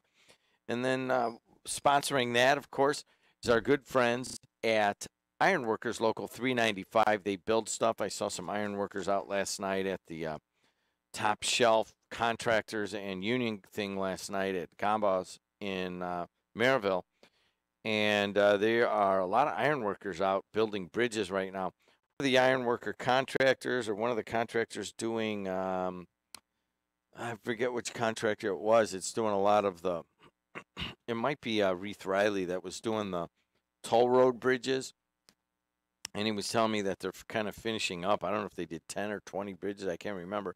They did a lot of bridges on the toll road. And anybody that's driven through Porter and LaPorte counties on the toll road are like, hallelujah. And that they're finally getting close right around, maybe around Memorial Day, of picking up some of that construction. So you'll be able to drive out to South Bend a little bit better. All right. What else do we have in terms of traffic? 294 around the city, moving well. 80 going east and west looks good. To be Ford, a little bit heavy at the merge right now, but you've had it worse. And then Skyway, Toll Road, Borman, I-65 are all moving along well. Naples River Oaks Honda, check them out. All right, let's move on. At 7:30, I've got Mike Braun. He's running for Senate against Luke Messer and the hometown boy of Todd Rokita. Although we haven't seen the hometown boy up here, I think caller Walt had asked if perhaps we could get the 3 Senate candidates on, and we're going to try. We are getting Mike Braun today. Mike Braun is doing a lot of advertising during the Laura Ingraham show here on WJOB. Laura Ingraham is a well-known conservative talk show host that goes 10 to noon, and you can hear Mike's spots in there, but that's all I really know about him. So I'm like, well, have him call in, and we'll just see what he's up to and what he's for. And that'll be at 7:30. Until then, I got some open phone lines. Anything on your mind, anything you want to talk about, give me a call at 219-845-1100. Let's talk to Art on local 599 phone line. Art, big day tomorrow, huh? Yes, sir. Good morning, Jim. Good morning. And I love listening to the show. You got a good crew there. Thank you. Voice of the region, Still is after all these years. It's amazing, isn't it? I can't believe it still is, to be honest with you. Well, when I was a little kid, Mom and Dad had it on the radio, so that was our drill. Hey, Art, I'm just curious. What was your first job? Let's see. My first job, I worked at Hammond Electric Company, learning how to rewind motors and stuff. Where was that? Right on Calumet Avenue, but by the Central Fire Station. It used to be right there. It's apartments now or condos. And you learned how to work on electric motors? Oh, yeah, and rewind them. What does rewind an electric motor mean? You take out the wire and you put new wire in there as far as your coils and everything. Can you do that to this day? Probably not. I can't see that good anymore. Okay. All right. But that wasn't my first job. My first job was my paper route. What did you deliver? Hammond Times, Chicago Sun Times, Chicago American. I had about 200 people on the route. And here I am with my bicycle and my bag and just delivering the papers. I only got bit by a dog one time. So, what was that dog's name? I don't know. Where were you when you got bit by a dog? That was over in like East Hammond. In East Hammond? Yeah. So you delivered papers, in Central Hammond mostly, in East Hammond? Yeah, well, right on the east, in East Hammond and around in that neighborhood by City Hall and right in there. And that would have been in what, the 19... Oh, geez, let's not do that. Okay. What's going on tomorrow, Art? We're going to clean up Boy Scout Road. Then we're going to go to the Environmental Center, and you've seen them tree nurseries that we put in. Mm-hmm. And we're going to clean them up a little bit. And this will kick off at 8:30 on the Calumet pallet property. I'm glad somebody called. Yeah, so it's just to the south of the PAV and all that area. That's where you guys are going to get together at around 8:30. And then where are you going to go to first to clean? You're going to go to Boy Scout Road first? Boy Scout Road. I've got all the permits, and we're going to knock it off between 9 and 12, we say, but it'll probably be done a lot sooner than that. And it's a mess down there. So, Boy Scout Road, if you guys don't know it, what is the real number on that road that goes into... It's 136, but it was officially named Boy Scout Road because we've been cleaning it up for some 32 years. And there's a gas station on the corner there, right? That's the Luke's, yeah. Yeah, Luke's gas. If you're going down Sheffield, Holman, and if say you're going north on either Sheffield or Holman, and then they come together, and I guess that's Sheffield then, right? They come together as Sheffield? Yes. Yeah, they come together as Sheffield, and you continue to go north, and then there's just not too far, there's the Luke's gas station, and then you hang that road going westbound into Illinois. That's Boy Scout Road, correct? Correct. Yeah. It runs from it's 136th in Indiana, 134th in Illinois. Okay, so on that road, if you're going into Illinois on the right, there's all these concrete pads. There's tons of them. What is that? You mean them barricades? No, like it looks like they may have. There used to be a trailer park there or something. Yes, it was. Yeah, they still have the trailer courts there, and the guys that took it over have been improving it and trying to enhance it. Okay. All right, so you'll be there 9 to 12. Then you're going to come over to the Environmental Center and clean in the afternoon? Correct. Okay, and tell people where that is. That's right past 125th, right where Sheffield and Calumet come together, or used to, before they redesigned the roads. But you're right there, and it's a building with all the fish and flowers and butterflies painted on the side of it. It's basically a blue building, but then there's all these decorations on there. All right, if you're out tomorrow and you want to help out or you want to show your kids what it is to, give back a little bit to the community, go to either Boy Scout Road in the morning and then maybe late morning, early afternoon, you'll be able to find Art. You used to be able to find him because he would be the guy with a shovel in his hand smoking a cigarette, but he doesn't smoke anymore. So he will just have a shovel in his hand, and there'll be a bunch of people working out there and cleaning. And maybe, are you guys going to plant any trees tomorrow, or are you just cleaning? Just cleaning it up. I'm trying to get some trees relocated out of there. I've turned that over to the Parks Department, and they don't have the manpower right now, so we're helping them out. And then during the summer, I have a lot of youth groups.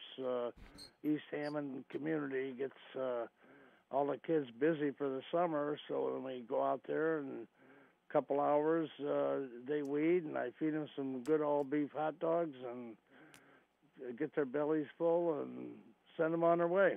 There it is. All right, Art, keep doing what you're doing for the community. North Hammond, Robertsdale, all that area is a much more beautiful place because of Art. Thanks a lot, Art. Talk to you. Thank you, Jim. Talk to you. There you go. 219-845-1100. Let's see how Jamie's doing. Jamie, what's going on in your world? Hey, good morning, Jim. I also wanted to promote something for tomorrow. Tomorrow, Hessville Little League is having their opening day ceremony. Their parade starts at 9 o'clock, leaving Purdue Calumet, going east down 169th to Kennedy Avenue. At Kennedy, they go south to Orchard Drive. On Orchard Drive, they go east to the ballpark, and that starts at 9 a.m. How many ballparks there? How many ballparks? How many fields there? There's 3 fields there. 3. All right, I thought it was 2. So there's 3 fields there. And the game's 3 fields. Game will start, I think the first one's at 11, but it might be a little earlier, right after the opening ceremony starts. So once the parade gets there, we do the opening ceremonies, and then we'll clear the field and get the first games going. All right, sounds good. Who's throwing the first pitch out? I'm not really sure. A lot of times it's the mayor, so I'm not sure who it is this year. All right, man. So Hessville Little League, how is it going? Are you able to keep the number going? I know that a lot of youth baseball has kind of put some pressure on some of the little leagues around here. Numbers are dwindling every year, I think, in Little League. And a lot of it's because of travel ball, I'm sure, because they require you to just stick strictly travel ball. But yeah, they're dwindling a little bit, but we're doing what we can to keep people around. Yeah, and I just hope it doesn't go away is my point. And I'm glad to see you guys are still putting into it. I think little leagues are really important in the communities. And I know that kids that think they're going to go on to play in college and so forth think they got to play travel ball. I just wish that thinking would change around.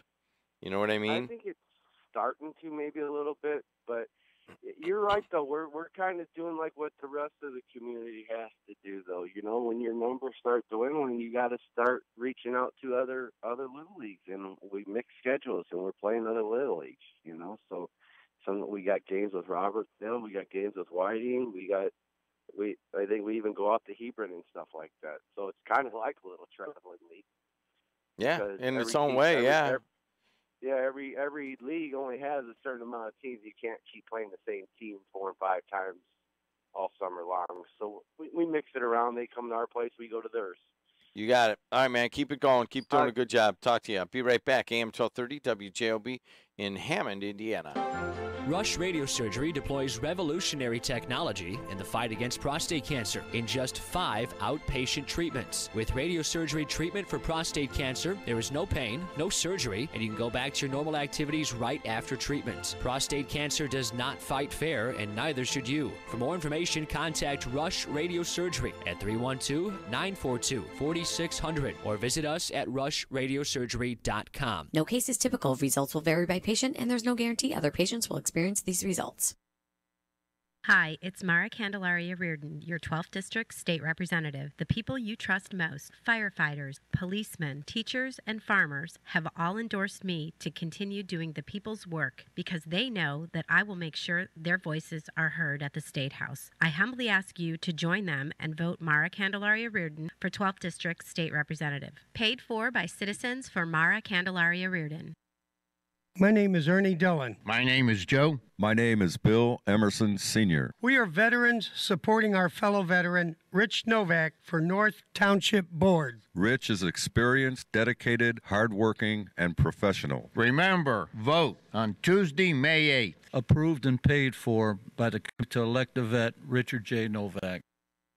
Carpenters Local 599 joins with other Carpenter locals to build the local economy and has been doing so for over 117 years. We are proud to be a member of the Indiana, Kentucky, Ohio Regional Council of Carpenters, which is threefold: training, professionalism, and partnership. We also offer some of the best benefits in the industry. To find out how to become a member of Carpenters Local 599, contact us at 219-942-0518 or log on to ikorcc.com.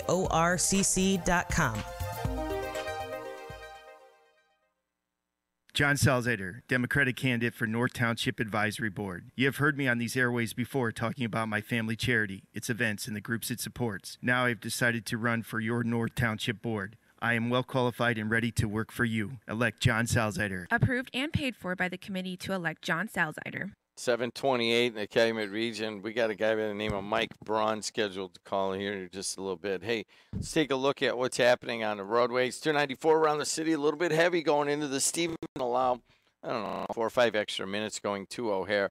Joliet out that way on 80, both ways looks good. Bishop Ford is pretty moving well all the way up to about 115th, and then it gets a little bit heavy all the way through the merge and into the southern end of the Dan Ryan. So I don't know. I guess a minor watch to Bishop Ford right now just because the southern end of the Dan Ryan's a little bit heavy. But the Skyway and the toll road, those are moving well. Borman looks good. I-65, US 30, Klein Avenue. Hey, those are all moving along pretty well. And thanks a lot to Napleton River Oaks Honda for letting us bring that to you. Traffic on a regular basis. And if you see traffic happening, all you got to do is call or text to 219-845-1100.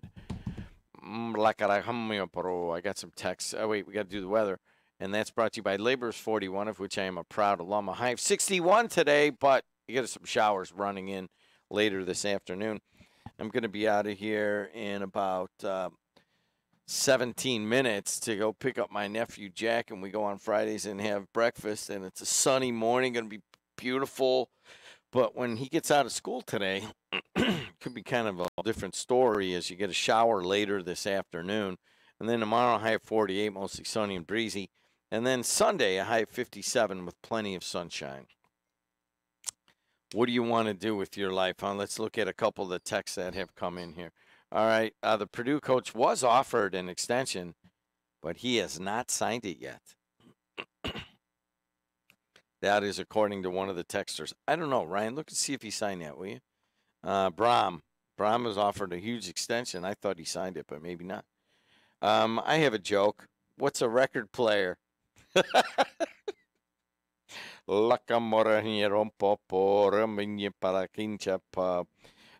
Jed getting ready to hit the lake before work at 8 a.m. It is Bill from Lowell, and he is got his tracker in behind his SUV, and he's going to the lake before he goes to work. Now that's a true South Lake County guy going and taking his fishing boat, putting it in the lake, and then going to work. Hey guys, I think we're ready. We're on Facebook Live, Twitter, and we are on Facebook Live, Twitter, and YouTube, and also on AM 1230 and 104.7 FM, and also live on the TuneIn app. And the elections are coming up, and we have a very important primary election on the Republican side here in the state of Indiana. There's 3 people run. Todd Rokita out of Munster here, Luke Messer out of downstate. And then there's another guy that's kind of just really kind of come out of nowhere and is, according to the latest poll, is in the lead by latest poll. He's leading by 10 points and didn't have very much name recognition as he started it. But all of a sudden, you may not even know who he is, but we're going to find out right now. Mike Braun's on the phone. Mike, thanks for calling in today. Hey, no problem. Mike, who are you, man? Where are you from? Well, I've been a lifelong resident of Jasper, Indiana. So for folks around the state, that's tucked in between Bloomington and Evansville. My wife and I grew up there, and I went on to Wabash College, she to IU. We lived out in Boston 2 years while I got an MBA and moved back to our hometown back in '78. So we are both entrepreneurs and business people, and I say that because we made a big decision back then, very unlike most people that just got degrees with an MBA that probably followed the corporate route.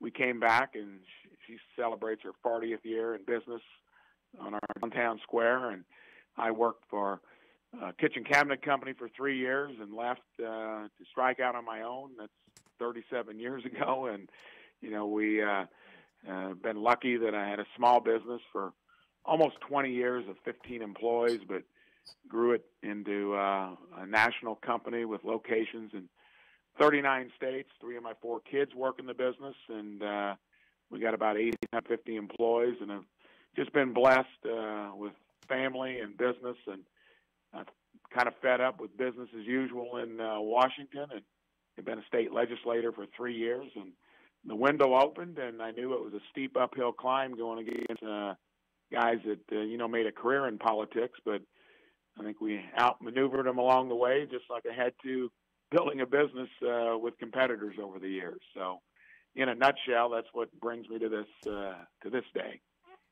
I'm looking at the Indy Star from today, and one of the folks writes an opinion column, and that is Gary Varvel, and Varvel says it looks as if Braun visually reminds voters that he's an outsider by the way he dresses. It looks as though he shops for clothes at the Dollar General store in downtown Jasper. Is that true or not? Oh, no. My wife holds me to a higher standard than that, but she is quoted that I am a conservative person and that it is difficult to get me into the store. But, no, I step up a little higher than that, so. But my business was, a hard scrabble. 17 years, my office was actually in a mobile home next to the facility, and you learn a lot of key lessons about how to survive and how to live within your means. Very unlike, the federal government, and I've had to build that business competing against Wall Street guys and others along the way, and have found a way to kind of outmaneuver them, I think, similar to what I've done in this race. And a lot of that and you don't learn that in school. You learn it in the real world, and that's the point I make, especially when we got to California 5 years ago with the business. I didn't think there would be a place more difficult to interface with than the federal government. Well, there is a place. It's called California, and A lot of people are moving out of there. Ironically, we've done well because we figured out, even in a tough environment, how to compete. But I don't think I'm going to need to be briefed on the issues that are important to Hoosiers, and especially small businesses. I've lived through it for 37 years. You say you're fed up with Washington. What's at the top of that list? Well, just like the two guys I'm running against, they're going to be quite all right when they get retired into the private sector. They're going to be getting a lifetime pension that most people would dream of. They're going to carry health care benefits that won't be on the Obamacare plan. It'll be a Cadillac plan that they've put together for themselves. And I think too many people go there for the pay and the perks, the pension and the insurance, like I talked about. Talk a good game in an election year, but they're calculating a career at it. And you throw the fact that both of them are financed by political insiders and PACs and lobbyists. There's no question when they get there, they start calculating their votes different from, how they campaigned. And that's not just the two of them. I think it's most of the people we send to Washington in general. I cite the example when the tax legislation went through, which I thought was such a good thing to happen to kind of liberate businesses and individuals from government taking your resources, and found out that it was only going to benefit C Corps, big companies. And if it weren't for Ron Johnson, a guy like me, one of the few businessmen in the Senate, that thing would have gone through with small businesses sitting on the sidelines again. And I'll never forget in the first debate, Todd Rokita, after being flustered in terms of calling him out for, what he is and Luke Messer is, career politicians, he said, "Mike, we do not need more businessmen in the U.S. Senate. We need more policymakers like me." I about fell off the podium when I heard it, but it's that kind of attitude and statement of the people that represent us in Washington that I'm fed up with, because I've had to contend with it at the state level and the federal level, and we've been a business that's played by the rules, worked hard, and done it over a span of time to where I can speak accurately, in terms of what politicians have given us. We're up here on northwestern tip of Indiana, and we're talking to Mike Braun, businessman. And I don't know as if our area really understands how contentious this race has gotten. And in one of your ads, you have cardboard cutouts of your opponents, Luke Messer and Todd Rokita, and you were asking people like, "Hey, can you tell the difference between these guys?" And they weren't able to do that. And then I think you explain that there are lawyers who have never practiced and are career politicians. It's pretty direct stuff. How is that playing in the? I mean, you're getting kind of aggressive, I guess. And why so aggressive? Well, there's nothing personal about it. Like my other opponent, Mr. Rokita, has gone in a personal fashion against Luke Messer early, and of course, both of them are coming at me now. Since we're leading the race, but I'm calling them out for the career, not any component of anything about their personal records. There's a treasure trove of that out there, and they've been using it against one another, and you can see it on the TV daily. I really believe that if we don't send people to Washington that come from a pathway other than making a career at it, we can expect more of the same, and we're all to blame for it. When I get there, I signed a term limits pledge, and now I hear the two of them saying, well, we're term limiting ourselves in the House by running for Senate. That's another laughable thing. They've been in a political gig, elected or appointed, for over 25 years. And, I'm not going to accept a Senate pension if I'm elected because I feel it's a travesty that they get those kinds of perks when the rest of us are on 401ks and, they're offering to us on health insurance was Obamacare. It doesn't make sense. And I can't go into detail here, but in my own company 10 years ago, I had to take the insurance companies on because big business gets hooked up with big government something like that was doomed to fail. But some of us figure out ways to even get around those roadblocks, and we deconstructed our entire insurance plan. Of course, it created some skin in the game. It put some employee responsibility into managing their health care. But I can tell you one thing, my employees have not paid a nickel more in 9 or 10 years, and it's a good insurance plan. And the big thing is we stepped outside of the box and took on the people that I think have delivered us a lot of our problems, and that's government out of Washington and many of the lobbyists and businesses that have their staff of lawyers that build favoritism into the code, that help perpetuate that stuff. In my stage of the game, I know all of those things. I've lived it from a small business perspective to now we're a large small business because I still operate in the same fashion. I'll go to D.C., know what the issues are, not need to be briefed on them. When it comes to things like infrastructure and, health care, I'm going to weigh in like probably most senators out there can't do because most of them have been professional politicians. Talking to Mike Braun, he's running one of the 3 candidates for Republican nomination to run against Joe Donnelly in the fall. Let's talk about that.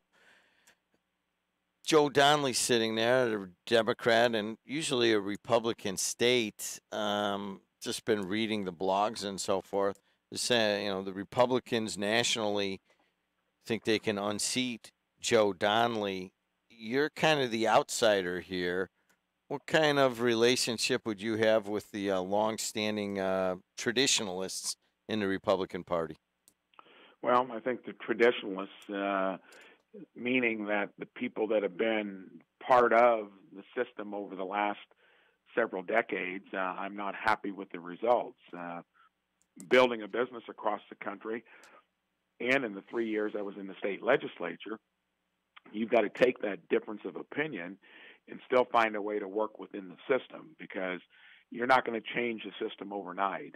But if you don't have the street smarts and the judgment to know how to navigate through that tricky process, get your ideas heard, be respected by your peers, many of them being the traditionalists, you probably shouldn't be running for this job. And when it comes to the question of who is most likely to beat Joe Donnelly in a generic poll, the Republican beats Joe Donnelly 51-45.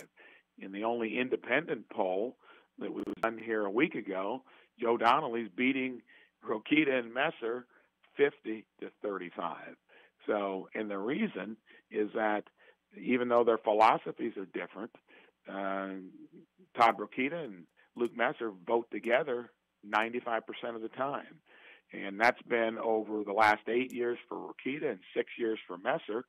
And most of that was for stuff that President Obama was signing off on. And there's no doubt about it, if you're going to get close to that generic poll that says a Republican should win, you can't send somebody, use the metaphor cardboard cutouts to go against Joe Donnelly. I mean, they've all got the same background where they've been involved in politics for the main part of their career. That's not going to sell in the general election. Talking to Mike Braun. Mike Braun, last question. Donald Trump, your thoughts? Well, thank goodness he came along. He has disrupted, the status quo in D.C., and as he ran the table in the primary, it was an amazing thing to see. But if there was not right there what's, I think, underlying disgust with business as usual, it's personified in President Trump. And it's interesting because they said this is a contest is who is the Trumpiest. And, Todd Rokita was for Marco Rubio, and I think called the president vulgar and unpresidential. And Luke Messer was even worse. He was for Jeb Bush and a never-Trumper and didn't convert until after the primary. I'm on record with one thing. I intend to be a disruptor, somebody outside of the box, and his run and what he did was an inspiration for me, and I hope for many others across the country to do the same thing. You get 10 to 15 of us in the Senate where we're not beholden to anyone, where we go there for the right reasons and get back to where you came from after a term or two in the Senate or 3 or 4 in the House. We're not sending the cream of the crop to Washington. We're sending people that want to get along and make a career out of it, start calculating their votes accordingly. And like I said earlier, if we don't change that dynamic, expect more of the same, and it'll end up in a calamity down the road. And I hope to weigh in to avoid that. Mike Braun, thanks for calling in on this beautiful Friday morning in Northwest Indiana, and thank you so much. Good talking to you. All right, Bye-bye. thanks a lot. 7:45 in the Calumet region. That'll end my show today. Jack, be ready. I'll be there in about 7 minutes. We're going to go get breakfast on his way to, I don't know why elementary school starts at like 10 after 9, but it does. Wouldn't you rather it be high school started at 10 after 9? And then the little kids at Jack's been up since like 6 waiting for me to pick them up for breakfast. All right, guys, thanks for listening. Kevin Smith and Hammond Mayor Tom McDermott are up next. Stay tuned on the voice and face of the region. When you're in the dark, where do you turn to find a trusted professional who can assure the safety of your home or business electrical system? Certified Electrician is here to help. Looking for a highly skilled electrical contractor for your next construction project? CertifiedElectrician.com is where to find one. We connect you with pre-screened electrical professionals living right here in Northwest Indiana. Experts in residential,